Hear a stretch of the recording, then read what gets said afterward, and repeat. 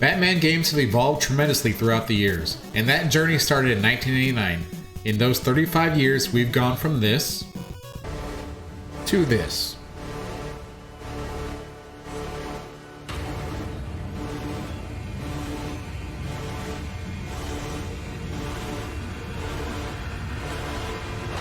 Back in the heydays of the Nintendo Entertainment System, gaming companies were farting out licensed IP games left and right, and many of them were flat out awful.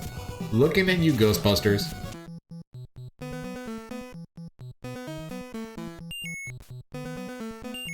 It's always easy to tell when a developer truly cares about their game and what they're creating. That's where Batman the video game gets its charm. Sunsoft put a lot of care into this one, pulling in some classic Batman villains and tying the story together around the movie that released the same year.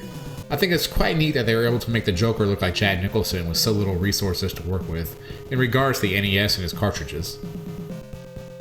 I grew up with the NES, but I can't ever remember having the opportunity to play this game growing up, and I'm sure if I had been able to, we likely wouldn't have gotten very far in it.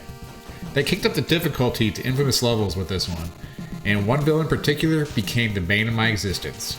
Seriously? What the hell is a Ninja Turtle looking thing supposed to be?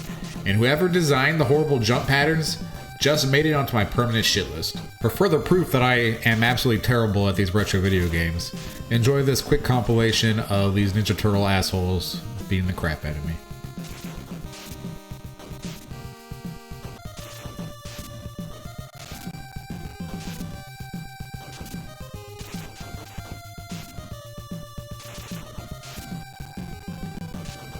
Again, this game mostly follows the storyline of the movie.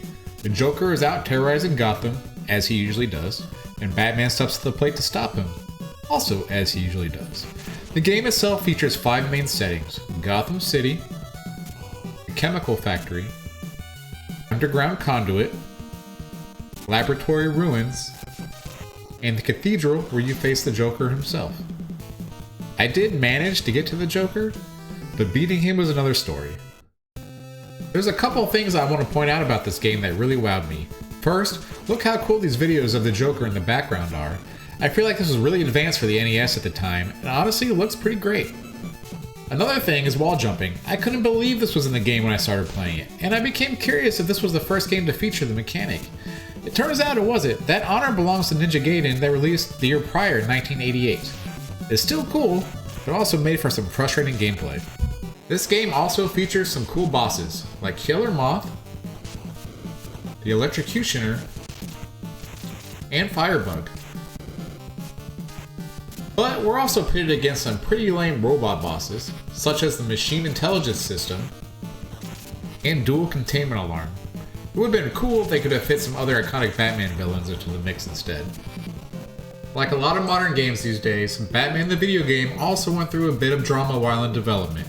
The original prototype build had many differences, such as an extra life icon, which really would have been nice if I'm being honest, and cutscenes that were pixelated takes on Brian Boland's panels in The Killing Joke. Also, it was intended for the final boss to be Firebug instead of the Joker, but to better reflect the story of the movie, the fight with the Joker was later added in. The reception for Batman was rather positive, with many scores hovering around the high 80s and low 90s. The game is widely regarded as one of the hardest in the NES library, and is often compared to classics like Ninja Gaiden in that regard. The game also has a killer soundtrack that is right at home with the NES.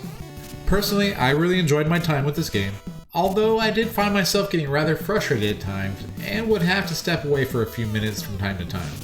I'm quite positive if I had this game as a kid, I would have been grounded from playing it, as it would just make me so freaking mad. Anyways, thank you all for stopping by, and I hope you enjoyed this quick review and retrospective of Batman the video game for the NES. Shimmy signing out.